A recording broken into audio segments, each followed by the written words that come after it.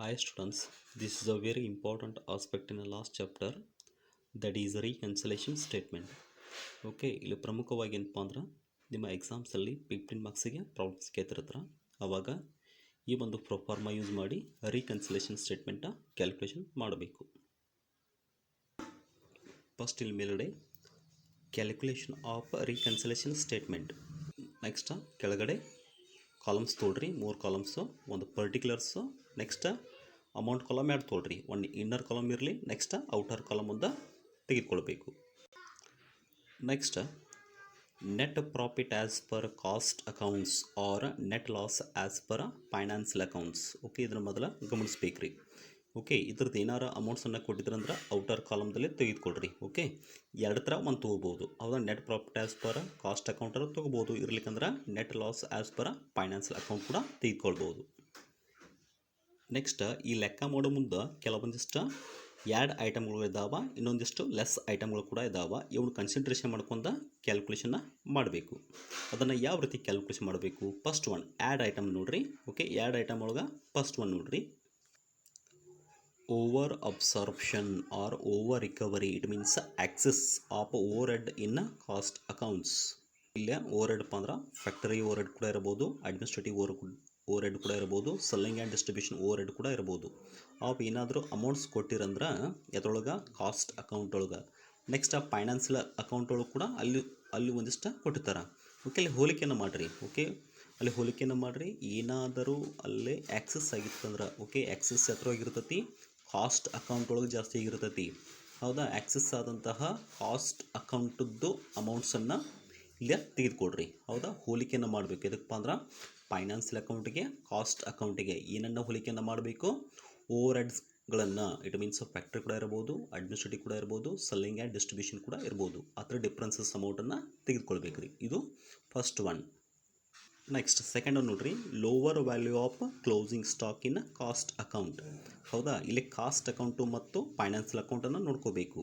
ಅದು ನೋಡ್ಕೊಂಡು ಏನಪ್ಪ ಅಂದ್ರೆ ಕಾಸ್ಟ್ ಅಕೌಂಟ್ ಒಳಗೆ ಕ್ಲೋಸಿಂಗ್ ಸ್ಟಾಕ್ ಏನಾದರೂ ಕಮ್ಮಿ ಇತ್ತಪ್ಪ ಅಂತಂದ್ರೆ, ಹೌದಾ, ಕಮ್ಮಿ ಇತ್ತಪ್ಪ ಅಂತಂದ್ರೆ ಅದರ financial account next cost account ಹೋಲಿಕೆಯನ್ನು ಮಾಡಿ ಅದರ ಡಿಫ್ರೆನ್ಸಸ್ ಅಮೌಂಟನ್ನು ತೆಗೆದುಕೊಳ್ಬೇಕು.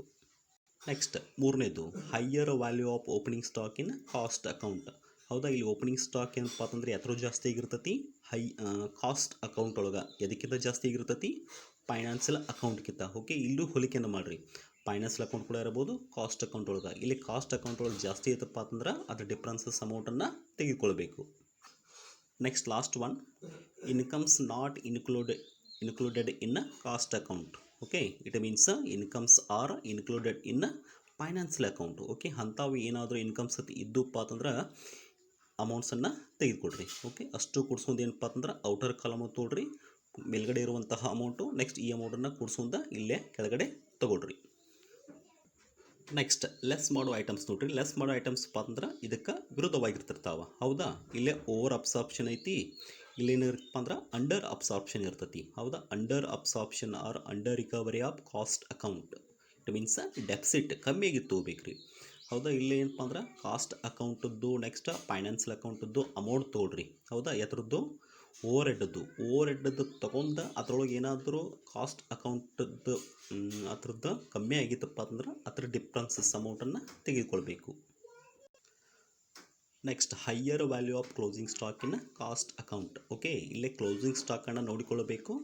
Next cost account next financial ಅಕೌಂಟದ್ದು ಎರಡು ಅಮೌಂಟನ್ನು ತೆಗೆದುಕೊಡ್ರಿ. ಹೌದಾ, ಏನಾದರೂ ಕಾಸ್ಟ್ ಅಕೌಂಟ್ ಒಳಗೆ ಕ್ಲೋಸಿಂಗ್ ಸ್ಟಾಕ್ ಹೆಚ್ಚಿತ್ತಪ್ಪ ಅಂತಂದ್ರೆ ಅದನ್ನು ಲೆಸ್ ಐಟಮ್ ಒಳಗೆ ತೊಗೋಬೇಕು. ಇಟ್ ಮೀನ್ಸ್ ಎರಡು ಡಿಫ್ರೆನ್ಸಸ್ ಅಮೌಂಟ ನೋಡಿರಿ. ಅದಕ್ಕೆ ಹೋಲಿಕೆಯನ್ನು ಮಾಡಬೇಕು. ಕಾಸ್ಟ್ ಅಕೌಂಟು ನೆಕ್ಸ್ಟ್ ಫೈನಾನ್ಷಿಯಲ್ ಅಕೌಂಟ್ಗೆ ಎತ್ತರಲ್ಲಿ ಜಾಸ್ತಿ ಇರ್ತೈತಿ, ಕಾಸ್ಟ್ ಅಕೌಂಟ್ ಒಳಗೆ ಕ್ಲೋಸಿಂಗ್ ಸ್ಟಾಕ್ ಜಾಸ್ತಿ ಇರ್ತೈತಿ, ಅದರ ಡಿಫ್ರೆನ್ಸಸ್ ಅಮೌಂಟನ್ನು ತೆಗೆದುಕೊಳ್ಬೇಕು.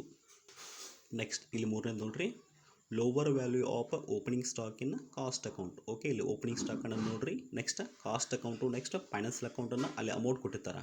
ಹೌದಾ, ಅದರ ಅಮೌಂಟನ್ನು ಹೋಲಿಕೆಯನ್ನು ಮಾಡಿರಿ. ಹೌದಾ, ಹೋಲಿಕೆಯನ್ನು ಮಾಡೋಣ. ಕಾಸ್ಟ್ ಅಕೌಂಟ್ ಒಳಗೆ ಏನಾದರೂ ಲೋವರ್ ಆಗಿತ್ತಂದ್ರೆ ಇಟ್ ಮೀನ್ಸ್ ಕಮ್ಮಿ ಇತ್ತಪ್ಪ ಅಂತಂದ್ರೆ ಅದರ ಡಿಫ್ರೆನ್ಸಸ್ ಅಮೌಂಟನ್ನು ತೆಗೆದುಕೊಳ್ಬೇಕು. ಎಲ್ಲಿಪ್ಪ ಅಂತಂದ್ರೆ ಓಪನಿಂಗ್ ಸ್ಟಾಕ್ ಇದ್ದಾಗ ಮಾತ್ರ. ನೆಕ್ಸ್ಟ್ ಲಾಸ್ಟ್ ಒನ್ನ expenses R losses not included in cost account. It means okay, ಇದರ ಅರ್ಥ ಏನಪ್ಪ ಅಂದ್ರೆ ಎಕ್ಸ್ಪೆನ್ಸಸ್ ಆರ್ ಲಾಸಸ್ ಎತ್ರೋಗಿ ಇನ್ಕ್ಲೂಡ್ ಆಗಿಲ್ಲ, ಕಾಸ್ಟ್ ಅಕೌಂಟ್ ಒಳಗೆ ಆಗ್ಯಾವ. ಓಕೆ, ಇದು ಎತ್ರೋಗಿ ಇನ್ಕ್ಲೂಡ್ ಆಗಿರ್ತೈತಪ್ಪ ಅಂತಂದ್ರೆ expenses R losses are included in financial account. Okay, ಅಂಥವು ಎಕ್ಸ್ಪೆನ್ಸಸ್ ಏನಾದರೂ ಇದ್ದಪ್ಪ ಅಂತಂದ್ರೆ ಅದರ ಅಮೌಂಟ್ಸನ್ನು ತೆಗೆದುಕೊಳ್ಬೇಕು. ಓಕೆ, ತೆಗೆದುಕೊಂಡೇನಪ್ಪ ಅಂತಂದ್ರೆ ಇದನ್ನಷ್ಟು ಕೂಡಿಸ್ರಿ, ಔಟರ್ ಕಾಲಮ್ಗಳು ತೋಳ್ರಿ. ನೆಕ್ಸ್ಟ್ ಏನಪ್ಪ ಅಂದ್ರೆ ಲೆಸ್ ಮಾಡಿರಿ. ಓಕೆ, ಇದರಲ್ಲಿ ಇದನ್ನು ಲೆಸ್ ಮಾಡೋಣ, ಬರುವಂಥ ಅಮೌಂಟ ಕೆಳಗಡೆ ತೋಳ್ರಿ.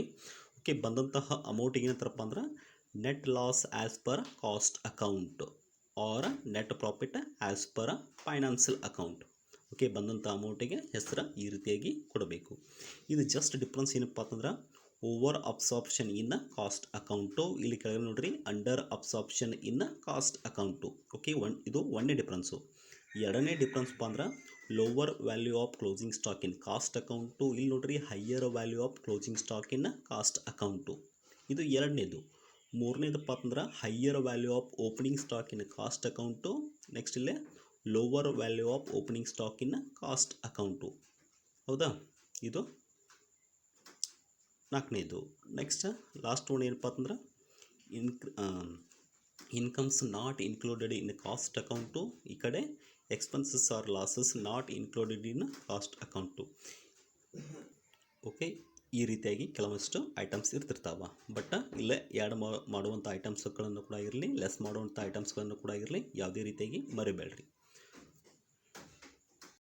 ಓಕೆ, ಇಲ್ಲಿ ಕೆಳಗಡೆ ಒಂದು ನೋಟ್ ಐತೆ ನೋಡ್ರಿ.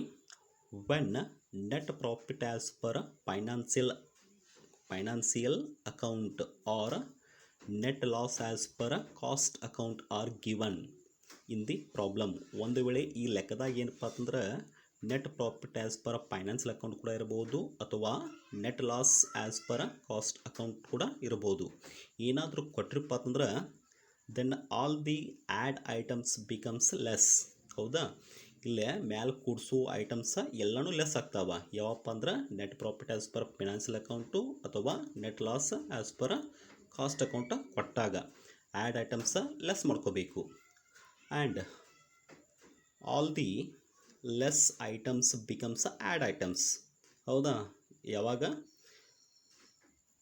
Net profit as per financial account ಅಥವಾ net loss as per cost account ಕೊಟ್ಟಾಗ ಆವಾಗ ಈ ಲೆಸ್ ಮಾಡುವಂತಹ ಐಟಮ್ಸನ್ನು ಆ್ಯಡ್ ಐಟಮ್ ಆಗಿ ಕನ್ಸಿಡ್ರೇಷನ್ ಮಾಡಬೇಕು.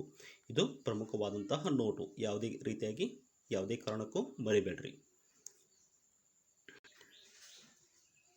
ಓಕೆ, ಪಿಕ್ಸ್ ಆಗಿ ಏನಪ್ಪ ಅಂತಂದ್ರೆ ಇದು ನಿಮ್ಮ ಎಕ್ಸಾಮ್ಸಲ್ಲಿ ಕೇಳುವಂತಹ ಒಂದು ಪ್ರಾಬ್ಲಮ್ಸದ್ದು ಒಂದು ಪ್ರೊಫಾರ್ಮ.